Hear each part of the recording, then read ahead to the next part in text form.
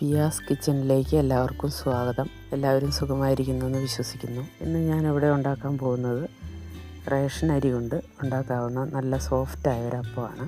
ഇതിനു വേണ്ടി ഞാൻ എടുത്തിരിക്കുന്നത് 3 ഗ്ലാസ് റേഷൻ പച്ചരിയാണ്. അതുമാത്രമല്ല 1 ഗ്ലാസ് റേഷൻ കുത്തരിയും എടുക്കുന്നുണ്ട്. ഇനി ഈ പച്ചരിയും കുത്തരിയും നല്ലതുപോലെ കഴുകി, റേഷൻ കടയിൽ നിന്ന് കിട്ടുന്നതായതുകൊണ്ട് ഒത്തിരി മണ്ണും കല്ലും അഴുക്കൊക്കെ ഉണ്ടാവും.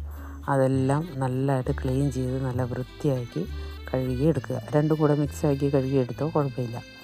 എന്നിട്ട് അതൊരു 6 മണിക്കൂർ നന്നായി നേരത്തെ വെള്ളം ഒഴിച്ച് കുതിർക്കാൻ വയ്ക്കുക. ഇനി നമുക്ക് വേണ്ടത് തേങ്ങയാണ്. അത് ഒരു വലിയ മുറി തേങ്ങ എടുക്കുക. നല്ല തേങ്ങാപ്പാലുള്ള തേങ്ങ എടുക്കുക. അത് ചുരണ്ടി മാറ്റി വയ്ക്കുക. ഇനി ഇതിലേക്ക് ഞാൻ എടുക്കുന്നത് ഈസ്റ്റിന് പകരം 1 ഗ്ലാസ് തേങ്ങാ വെള്ളമാണ്. അത് നല്ല കരിക്കും വെള്ളമോ അല്ലെങ്കിൽ അതുപോലെ അധികം മൂക്കാത്ത നാളികേരത്തിൻ്റെ വെള്ളവും എടുക്കുക. ഇനി നമ്മൾ തേങ്ങാ വെള്ളം തലേദിവസമാണ് എടുത്ത് വയ്ക്കുന്നതെങ്കിൽ നമ്മളത് 1 കപ്പ്, ഞാൻ കാണിച്ചിരിക്കുന്ന അളവിൽ 1 കപ്പ് തേങ്ങാ വെള്ളം 2 സ്പൂൺ പഞ്ചസാര ഇട്ടിട്ട് ഫ്രിഡ്ജിൽ സൂക്ഷിക്കുക. എന്നിട്ട് ഉണ്ടാക്കുന്നതിന്, അത് അരച്ച് വയ്ക്കുന്നതിന് 1 മണിക്കൂർ മുമ്പ് അത് നമുക്കെടുത്ത് ഫ്രിഡ്ജിൽ നിന്ന് വെളിയിൽ വെച്ച് അതിൻ്റെ വലിയ തണുപ്പുള്ളത് മാറ്റാൻ സാധിക്കും. ഇനി അടുത്തതായി നമുക്ക് വേണ്ടത് 3 സ്പൂൺ ചോറാണ്. ചക്കരി ചോറിൻ്റെ ആയാലും മതി. ഇനി അടുത്തതായിട്ട് ഒരു 3 സ്പൂണ് പഞ്ചസാരയും എടുക്കും. ഇതെല്ലാം അരയ്ക്കാൻ വേണ്ടുന്ന സാധനങ്ങളാണ്. ഇനി നമുക്ക് അതിൻ്റെ കപ്പി കാച്ചുക എന്ന് പറയും. അതായത് തരി കുറുക്കേണ്ട ആവശ്യമുണ്ട്. അരിപ്പൊടിയുടെ തരി എടുക്കാം, അല്ലെങ്കിൽ റവ എടുക്കാം. ഇനി ഇതൊന്നുമില്ലെങ്കിൽ അരയ്ക്കാൻ വെച്ചിരിക്കുന്ന അരി ഉണ്ടല്ലോ, അതിൽ നിന്നൊരു 3-4 സ്പൂൺ എടുത്തിട്ട് നന്നായി ചെറിയൊരു തരിയോടുകൂടി അരച്ചെടുക്കുക. എന്നിട്ട് അതിതുപോലെ കുറുക്കിയെടുത്താലും മതി. അപ്പോൾ കുറുക്കിയെടുക്കാൻ വേണ്ടിയത് വല്ലാതെ ഉണങ്ങി ഇതായി പോകരുത്, കട്ട പിടിച്ച് പോകരുത്. അത് പ്രത്യേകം ശ്രദ്ധിക്കുക. ഈ കപ്പി കാച്ചിയതിലേക്ക് തേങ്ങാ വെള്ളം, പഞ്ചസാര, ചോറ്, തേങ്ങ, അരി ഇതെല്ലാം അരച്ച് ചേർക്കുക. കുറേശ്ശെ അരച്ചെടുക്കാൻ പറ്റുള്ളൂ. അപ്പോൾ അതിനുപയോഗിക്കുന്ന വെള്ളം വല്ലാതെ ലൂസായി പോകരുത്.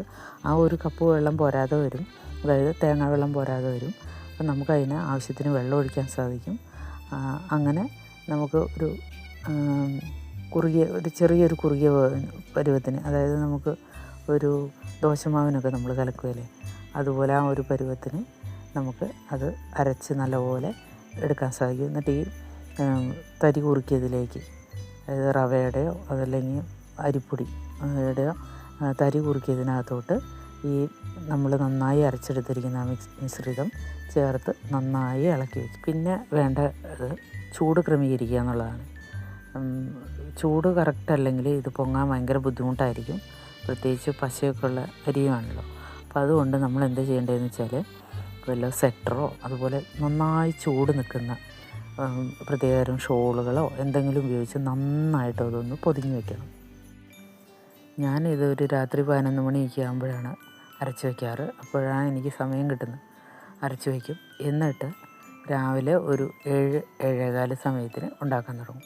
അപ്പോഴത്തേക്കും ഇതുപോലെ നന്നായിട്ട് അത് പൊങ്ങിയിരിപ്പുണ്ടാവും, നല്ല സോഫ്റ്റായിട്ട് ഇരിപ്പുണ്ടാവും. നല്ല അരിപ്പ പോലെ തുളകൾ വീഴുന്ന നല്ല സോഫ്റ്റ് അപ്പമായിട്ട് വരാറുണ്ട്.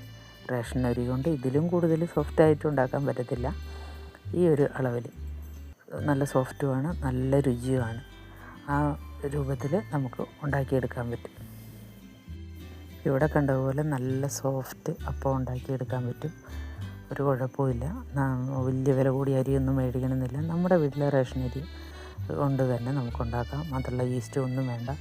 വയറിന് കംപ്ലൈൻ്റ് ഉള്ളവരും അലർജി ഉള്ളവരും ഒക്കെ എന്നെപ്പോലെ ഇങ്ങനെ അപ്പം ഉണ്ടാക്കി നോക്കുക.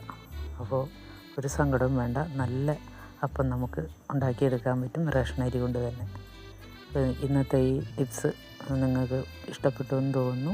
താങ്ക്സ്.